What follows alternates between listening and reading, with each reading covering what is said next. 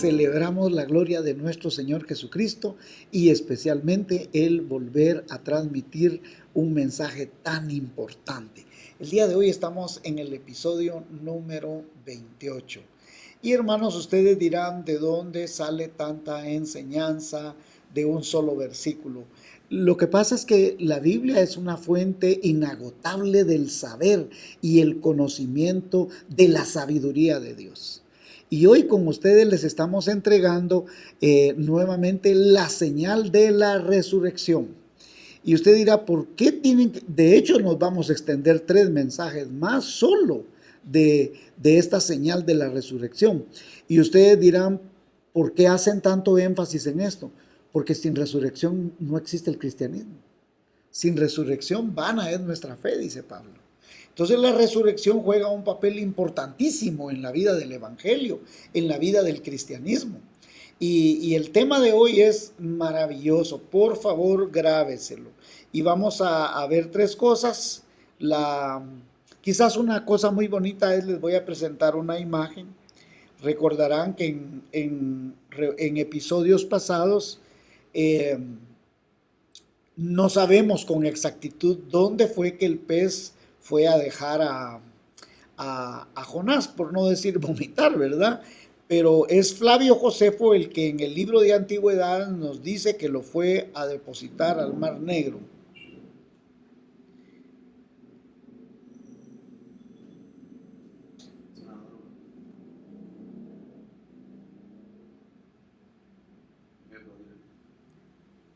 Y entonces les estoy compartiendo que Manuel nos ha dejado una imagen que a través de la historia se ha utilizado como el lugar posible donde fue depositado Jonás después de que el pez lo vomita.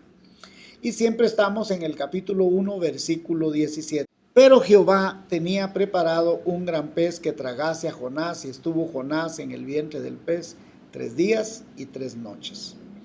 Nuevamente hemos afirmado o hemos dicho que este pasaje es complejo, es difícil.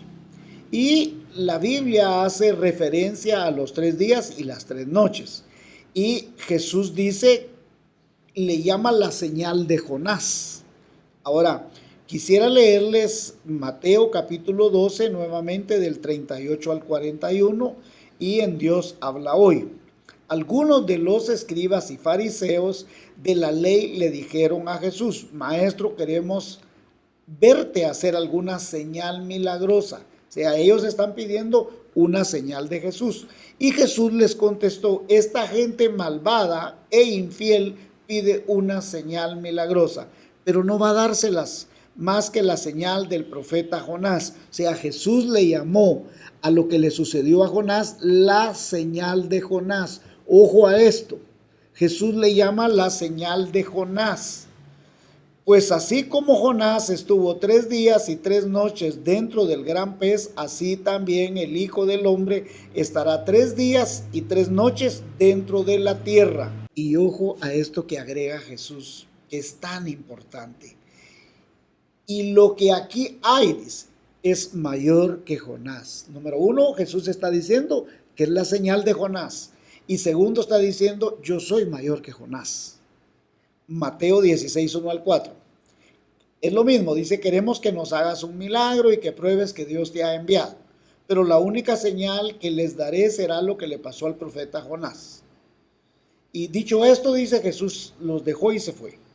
Ahora vamos a Lucas 11, 29 al 32, siempre Dios habla hoy. Pues así como Jonás fue una señal para la gente de Nínive, también el Hijo del Hombre será una señal para la gente que está en este tiempo, y lo que hay aquí es mayor que Jonás. Ante la soberbia, ante la burla, ante la actitud malcriada de autoridades, fariseos, escribas ante Jesús, Jesús les dice, yo no les voy a hacer ninguna señal milagrosa. Ustedes ya han visto muchas señales. Y los que creen, han creído en mí por todo lo que yo he hecho. Pero ustedes me están demandando más señales. Y la única señal que yo les voy a dar a ustedes es la señal de lo que le pasó al profeta Jonás. Y Jonás sabemos que estuvo 3 días y 3 noches dentro del gran pez. Así también el Hijo del Hombre estará en el vientre de la tierra. Jonás fue una señal para la gente de Nínive, dice Jesús mismo, ahí en los pasajes que leímos. Y también el Hijo del Hombre será una señal para esta generación o para la gente de este tiempo. Entonces, él termina diciéndole, yo soy más importante que Jonás, yo soy más grande, yo soy superior.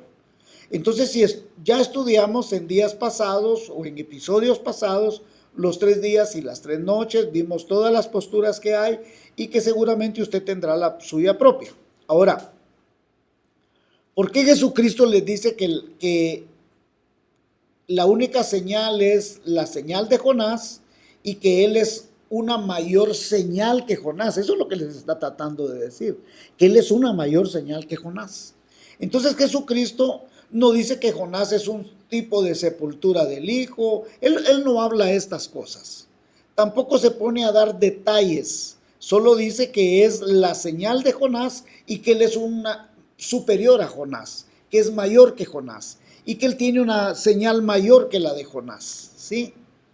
Entonces la resurrección de Jesús, después de los 3 días, se constituye en la señal más poderosa para escribas, fariseos, saduceos, Sanedrín y para todo el pueblo. Entonces fue una señal milagrosa sobre cualquier otro milagro de la Biblia. Ponga atención a esto, por favor. La resurrección de Jesucristo es la señal más grande. Por eso Jesús está diciendo, la señal de Jonás le será dada y he aquí una señal más grande que Jonás. Eso es lo que está tratando de decir Jesús. Y Jesús demostró con su nacimiento, su vida, su muerte, su resurrección, sus apariciones y todo lo que usted quiera, que Él verdaderamente era el Mesías, que Él verdaderamente era el Hijo de Dios. Entonces Jesucristo, después de su muerte, su resurrección, su ascensión, siguió haciendo milagros por medio de los apóstoles. Demostró quién Él realmente era y les dio autoridad, poder, dones, talentos, habilidades, capacidades. En el libro de los Hechos lo vemos palpablemente cada día, cuando se congregaban, cuando eran ministrados. Entonces vamos a ver del 1 al 7 todas estas señales, todos estos milagros, y del 1 al 7 del libro de los Hechos se centra en la resurrección de Jesucristo, no en la muerte en la cruz, sino en la resurrección. Y estos capítulos, por supuesto, es el Espíritu Santo quien les da grandes señales, grandes portentos, grandes maravillas, demostrando que Jesús estaba vivo, que Jesús había resucitado, aún mismo cuando se le aparece a Pablo camino a Damasco. Era una señal poderosa. Lo triste, lo lamentable, lo deplorable es que escribas, fariseos, saduceos, Sanedrín le piden una señal a Jesús. Jesús les da la señal y de todas maneras ellos no creen. Entonces cuando Jesucristo resucita, le da pruebas indubitables a los escribas, fariseos, Sanedrín y a todo y aún al pueblo judío, y con todo ellos no creyeron. En la resurrección de Jonás sí creían.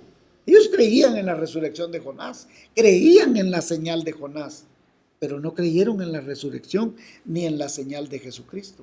Lo que estaba en Mateo 12:41, Lucas 11:32.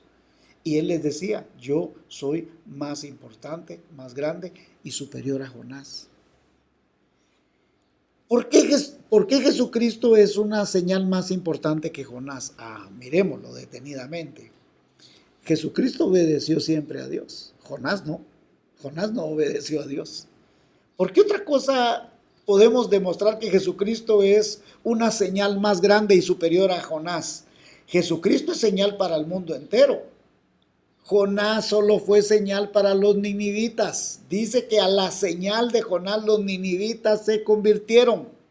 Jesucristo es superior en amor a todos. ¿Por qué? Porque de tal manera amó Dios al mundo que envió a su Hijo. Y Jonás no amó a la gente de Nínive. Jonás quería ver el juicio en la gente de Nínive. Jonás de hecho quería ver destruirlos. Y ojo a esto, ojo a esto. Perdonen, esto lo digo con mucho amor. Porque ¿cuántos líderes, pastores, decimos que amamos a la gente, pero cuando un joven anda greñudo, con tatuajes y todo, lo rechazamos. Jesús no rechazó a nadie. Nosotros debemos amar al pecador. Que él se comporta como él quiere, ese es problema de ellos. Nosotros tenemos que amar a la gente. Porque si estamos predicando un evangelio de amor, necesitamos amar mujeres, hombres, sean quienes sean. Sean quien vivan en el pecado que vivan, vivan en las ataduras que vivan. Si viven en cualquier atadura de pecado, drogas, maldades, cuestiones sexuales, cualquiera que sea la atadura, nosotros debemos amar a la gente. Y Jonás no amó a la gente, Jesús sí nos amó a nosotros. El otro asunto por el cual Jesucristo es una señal más grande que Jonás es que el mensaje de Jesucristo es un mensaje de gracia y de salvación. Y el mensaje de Jonás era un mensaje de juicio. Otro aspecto importante es que Jesucristo resucitó entre los muertos con su propio poder, ¿verdad? Yo pongo mi vida. Jesucristo demuestra totalmente que Él es una mayor señal que Jonás, porque Jesucristo resucita con su propio poder. Y en cambio Jonás resucita con el poder de Dios. Jonás no tenía poder para resucitar por sí mismo. En cambio Jesús que dice, yo pongo mi vida, yo la vuelvo a tomar. O sea, Jesús tiene el poder para resucitarse a sí mismo. ¿Por qué la señal de Jesucristo, su resurrección, es mayor que la resurrección de Jonás? Hay muchas razones y todas requieren un estudio separado. Yo le voy a dar unos pequeños ítems aquí y no los voy a extender mucho porque por razones de tiempo y espacio. Pero número uno, por la resurrección de Jesucristo hay evangelio, por la de Jonás no. Pero por la resurrección de Jesucristo el evangelio se basa en que Jesucristo murió, fue sepultado, resucitó y apareció a muchos con pruebas indubitables, que Él era Dios. Él fue muerto por nuestras transgresiones, por nuestros pecados y resucitó para iniciar un nuevo proceso de vida y vida en abundancia en la vida de nosotros para darnos salvación y vida eterna. Cada una de las etapas son cuestiones. Cada una de las etapas de la salvación que Jesucristo ejecutó en cada uno de nosotros son objeto de estudio, aunque la salvación se ejecuta en un solo momento. Cuando por la fe usted acepta a Jesucristo como Señor y Salvador personal, eso sucede en un solo momento. Pero mira lo que hay pues. Primero hay arrepentimiento. Arrepentimiento significa que yo cambio de manera de pensar, que yo iba para allá y hay un giro de 180 grados y antes era enemigo de Dios y ahora me convierto en amigo de Dios. Ahora soy hijo de Dios, ahora ya no soy separado de Dios. Entonces el arrepentimiento está totalmente relacionado con la fe, con el creer que Jesucristo paga mis pecados y que yo soy pecador. Por otro lado, hay un proceso de sustitución o expiación. ¿Qué significa sustitución? Que es el cordero inocente, sin mancha, que muere en la cruz y que con su sangre paga lo mío. Y entonces Él produce una expiación, expía, paga el precio de mi pecado. Reconciliación. De ahí, también de esta misma palabra viene el religare, de religión, volver a ligar con Dios. Entonces Dios nos reconcilia en Cristo Jesús con Dios mismo. Y antes que éramos sus enemigos, nos reconcilia con Dios. Hay remisión. ¿Qué quiere decir remisión? Es que perdona, borra, limpia. Aquí ya no hay pecado. Isaías dice, porque Dios cargó el pecado que estaba en nosotros en Cristo Jesús. O sea, aquí ya no hay pecado, estamos limpios. El ser humano no va a hacer pecado porque fumó, porque bailó, porque hizo adulterio, asesinó. Eso ya lo pagó Jesús en la cruz. Y entonces, ¿por qué somos condenados? Por no creer en el unigénito Hijo de Dios. El que no ha creído ya es condenado por cuanto no ha creído en el unigénito Hijo de Dios. Entonces, Dios sí hace una remisión, perdona, borra, limpia todos mis pecados. Redención. Jesucristo me libera de la esclavitud del pecado. Por ejemplo, yo mismo.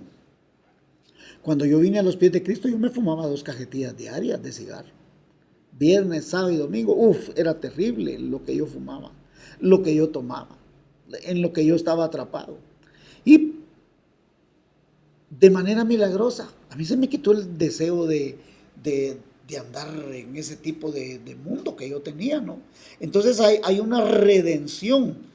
Y por otro lado hay una regeneración. ¿Qué es regeneración? Él renace en nuestro espíritu. Hay una transformación interna total. Soy hecho una nueva persona, una nueva criatura. Por medio del Espíritu Santo soy nacido de nuevo en Dios. ¿Se recuerdan que le dice al príncipe que llega a buscar a Jesús de noche? Nicodemo, cuando diga, ¿cómo puede un hombre nacer de nuevo? ¿O si es necesario nacer de nuevo? Jesús hace una regeneración en nosotros, como la hizo en mí, la ha hecho en usted. Usted es una nueva criatura, no es la misma persona. Ahora el Espíritu de Cristo está en usted. Por otro lado, hay imputación, nos es impuesta una salvación, una vida eterna en cada uno de nosotros. Él pagó la deuda y nos imputó. ¿Qué quiere decir imputar? Imputar es poner. Usted no tiene la capacidad de salvarse, pero como Él saldó la cuenta, pagó lo que nosotros debíamos, aquí está poniendo pagado está.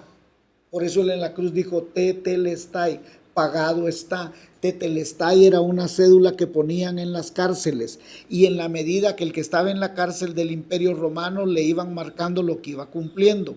Cuando terminaba le ponían la palabra tetelestai, lo enrollaban el cuero y se lo entregaban. Entonces cuando alguien en la calle le gritaba, ya va aquel ladrón, momento, pagado está, tetelestai. Entonces Jesús está diciendo, cuando alguien nos dice que ustedes somos pecadores, pagado está. Jesús ya lo pagó. Entonces Él nos imputó algo que no merecíamos.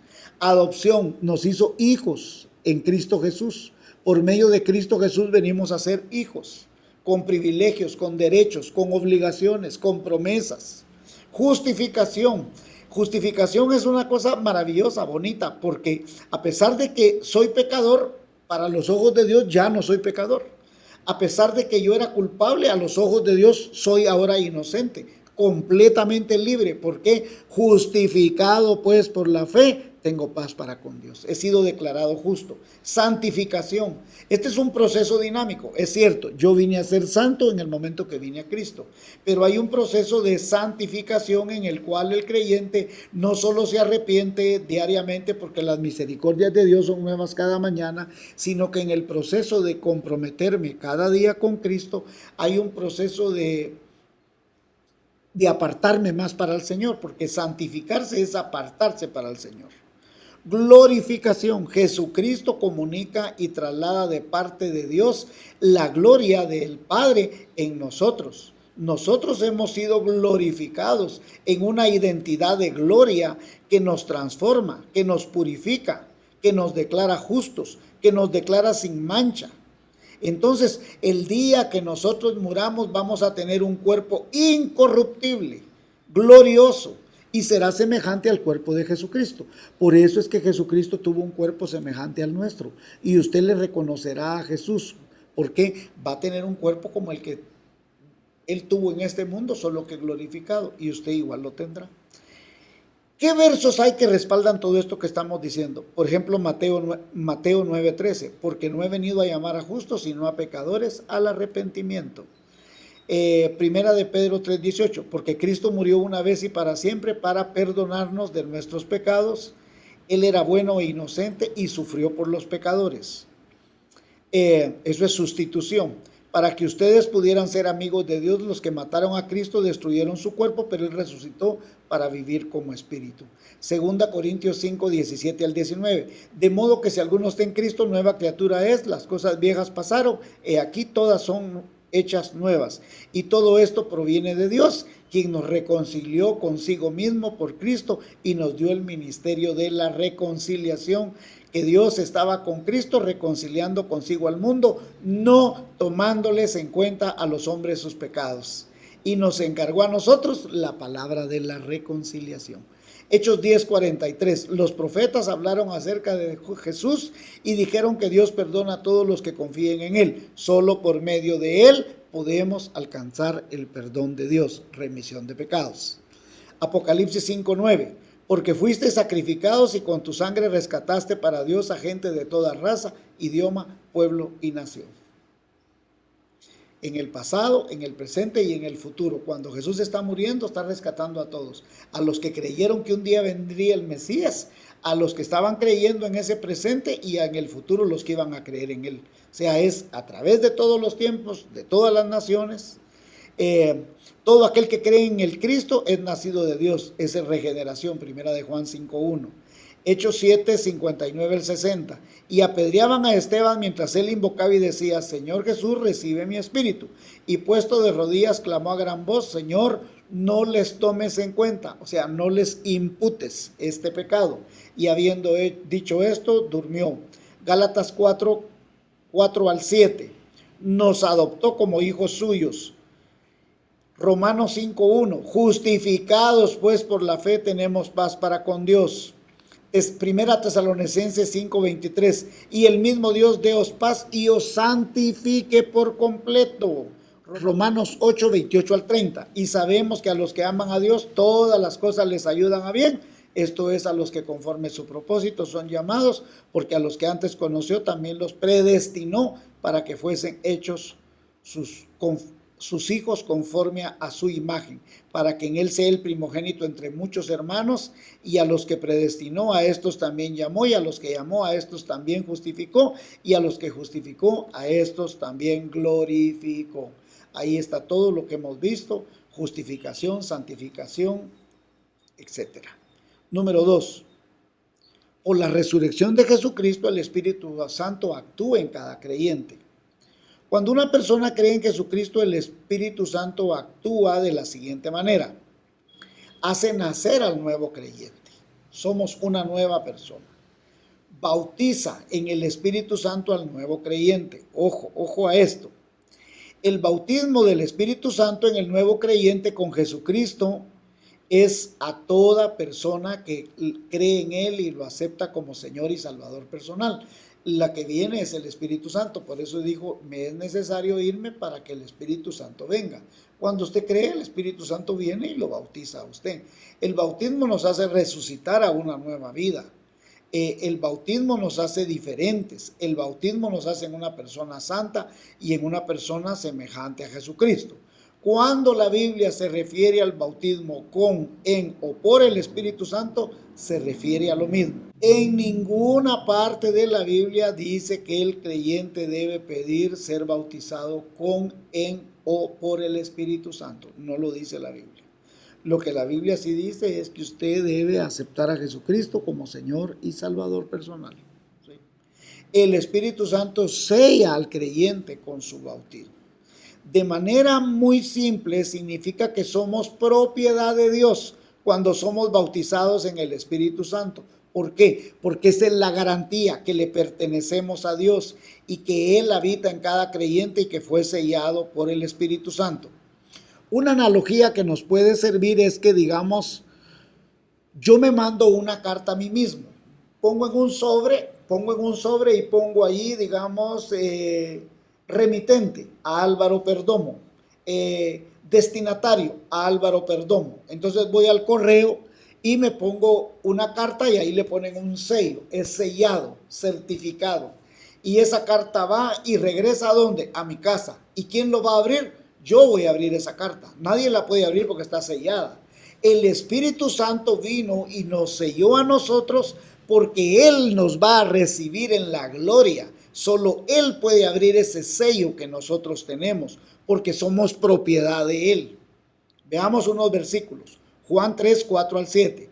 Pero los hijos de Dios solo nacen del Espíritu. Oiga, los hijos de Dios solo nacen del Espíritu. No puede nacer una persona si no recibe y es bautizada por el Espíritu Santo. Se equivocan las personas que dicen que primero aceptamos a Jesucristo, nacemos de nuevo y después somos bautizados en el Espíritu Santo. Juan 3, 4 y 7 dice: pero los hijos de Dios solo nacen del Espíritu, no pueden nacer de otra manera. 1 Corintios 3, 16. ¿No sabéis que sois templos de Dios y que el Espíritu de Dios mora en vosotros? 1 Corintios 12, 12 y 13. todos fuimos bautizados por el mismo Espíritu Santo para formar una sola iglesia y un solo cuerpo. Y a cada uno de nosotros nos dio el mismo Espíritu Santo. No hay quien tenga más Espíritu Santo que otros. Tito 3, 4 y 7. Por medio del poder del Espíritu Santo nos salvó, nos purificó de todos nuestros pecados y nos dio nueva vida. Fue como si hubiésemos nacido de nuevo. Gracias a Jesucristo, nuestro Salvador, nos dio el Espíritu Santo. Amén, hermanos. Ahora, quiero aclararle una cosa, que hay gente que se manifiesta con mayor autoridad del Espíritu Santo. Amén, porque se lo permite, no está viviendo una vida carnal. Quiere vivir una vida espiritual. Pero todos los que hemos creído y fuimos sellados por el Espíritu Santo, bautizados en el Espíritu Santo, tenemos el mismo Espíritu Santo. Número 3. La resurrección de Jesucristo confirmó que Jesucristo es quien dijo ser, un profeta enviado por Dios. Mire, todo el Antiguo Testamento señalaba que tenía que venir una persona, que era el Hijo de Dios, el Mesías prometido. Mateo 20, 18, 19 dice, he aquí subimos a Jerusalén y el Hijo del Hombre será entregado a los principales sacerdotes y los escribas y le condenarán a muerte y le entregarán a los gentiles para que le escarnezcan, le azoten y le crucifiquen, mas al tercer día resucitará. Mateo 28, 5, 6, mas el ángel respondiendo dijo a las mujeres, no temáis vosotras, porque yo sé que buscáis a Jesús, el que fue crucificado. No está aquí, pues ha resucitado, como dijo. Venid, ved el lugar donde fue puesto el Señor. Marcos 8:31. Y comenzó a enseñarles que era necesario que el Hijo del Hombre padecer mucho y ser desechado por los ancianos, por los principales sacerdotes, por los escribas y ser muerto y resucitar después de 3 días. Marcos 10:33 y 34. He aquí subimos a Jerusalén y el Hijo del Hombre será entregado a los principales sacerdotes y escribas y le condenarán a muerte y le entregarán a los gentiles y le escarnecerán y le acetarán y le escupirán en él y le matarán, mas al tercer día resucitará. 4. La resurrección de Jesucristo confirmó su soberanía sobre la vida, sobre la muerte, y también confirmó que es el Hijo de Dios, que es el Mesías, el sumo sacerdote, el abogado, la cabeza de la iglesia. Cuando Jesucristo resucitó a Lázaro, dijo en Juan 11, 23 al 27, que Él tenía el poder sobre la vida y la muerte. Él es el creador del universo. Él es el que da vida. Él tiene el poder de resucitar a los muertos. Y entonces vemos en Juan 11, 23 al 27, Él dice, yo soy la resurrección y la vida. El que cree en mí, aunque esté muerto, vivirá. En 2 Corintios 15, 53 al 54, yo le voy a leer solo una parte. Dios cambiará estos cuerpos vuestros que mueren y se destruyen por cuerpos que vivirán para siempre y que nunca serán destruidos. ¿Cómo podemos concluir en este episodio? Primero tenemos que decir que hay malas noticias para el ser humano. Número 1, que somos pecadores. De una manera simple, usted y yo somos unos grandes sinvergüenzas, unos grandes pecadores a los ojos de Dios. Y el ser humano, toda la raza humana tiende a hacer lo malo. Y por eso es que muchas veces nos decepcionamos de ver cuánto pecado hay en el mundo y cada vez cuánto pecado surge, cuánta gente extraviada en su pensamiento, en su moral, en su espíritu, en todo. Y cada vez iremos viendo más degeneración en el ser humano. Pero ese es el ser humano, somos una raza caída. Y entonces toda la raza humana está en deuda con el Creador, ¿verdad? Y por lo tanto el ser humano está condenado sin remedio, porque él no tiene la capacidad de salvarse. Entonces, mire lo que dice Romanos 6:23, quien solo vive para pecar recibirá como castigo la muerte, pero Dios nos regala la vida eterna por medio de Cristo Jesús, Señor nuestro. Mateo 25:41, luego les diré a los malvados, aléjense de mí. Lo único que pueden esperar de Dios es castigo. Váyanse al fuego que nunca se apaga, al fuego de Dios que preparó para el diablo y sus ayudantes. Mateo 25:46 dice, estos irán al castigo eterno y los justos a la vida eterna. La segunda cosa que tenemos que concluir aquí es que hay una gran noticia. que hay salvación, que hay esperanza para el pecador más terrible, para el hombre más perdido, para el hombre más separado de Dios, hay esperanza. ¿Y quién es? Jesucristo. Jesucristo es el Señor y Salvador de nuestra vida. Él nos ofrece vida y vida en abundancia. Él nos ofrece que su muerte en la cruz es la salvación. 1 Corintios 15, 3 al 4 dice, Cristo murió en lugar de nosotros, que éramos pecadores, tal como lo enseña la Biblia. Él fue sepultado y después de 3 días resucitó. ¿Qué hizo eso? Demostrando que Él era la señal más grande de que Él era el Hijo de Dios y que pagó nuestros pecados. Primera de Pedro 2:22, Cristo no pecó nunca y jamás engañó a nadie. El pecado contra Dios es infinito, pero el sacrificio de Dios es más que infinito. Por todo el hombre pagó el pecado que el hombre no podía pagar. Entonces Jesucristo es nuestra propiciación. Jesucristo es esa sangre del Cordero Pascual que fue puesto en un propiciatorio no hecho de manos. ¿Y por qué no hecho de manos, sino en los cielos? Porque el hombre ya lo hubiera corrompido. Pero Dios mismo se proveyó. ¿Y qué podemos aprender de nuestro acróstico época? Primero, aquí hay una actitud a cambiar. Nosotros debemos creer fielmente que la palabra de Dios es veraz, es viva, es eficaz y que habla de Jesucristo como Señor y Salvador nuestro.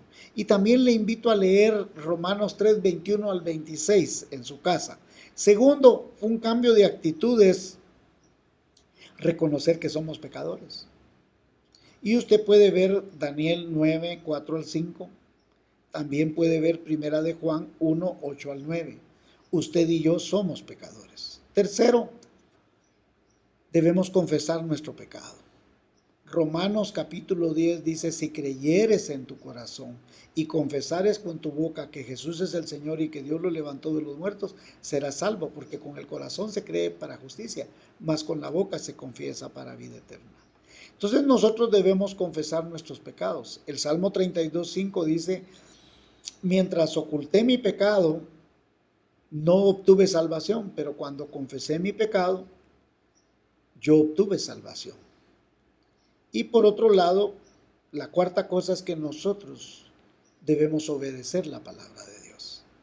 La palabra de Dios es maravillosa. La palabra de Dios ofrece vida eterna. Y lo último, un ejemplo a seguir es que usted y yo deberíamos de estudiar la Biblia. Jesús mismo les dice, ustedes bien saben, dice que las escrituras hablan de mí y que en ellas hay salvación. Ciertamente hay gente que dice, mire, yo no puedo entender toda la Biblia. Y es probable. Pero cuando usted le pide sabiduría a Dios, la Biblia dice que nosotros tenemos la mente de Cristo. Así de que sí la podemos entender. Y lo último es, reclame las promesas de Dios. Si nosotros hemos venido a ser hijos, somos herederos. Y si somos herederos, hay promesas para nosotros. Usted las puede ver en Segunda de Pedro, capítulo 1, versículos 3 al 4, 2 Corintios 6, versículo 18, y también el 7 y 1. Y le recuerdo que en episodios pasados aprendimos que habían más de 8,000 promesas en la Biblia. Entonces usted y yo podemos venir a los pies de Jesús y clamarle, suplicarle que Él sea propicio a nosotros. Y le recuerdo nuevamente, clámele a Dios misericordia. Pídale a Dios humildemente, reconozca que usted y yo somos pecadores y que diariamente necesitamos cubrirnos con la sangre bendita de Jesucristo. Amén. Que Dios le bendiga y que el Señor le prospere, le sane, le restituya rica y abundantemente.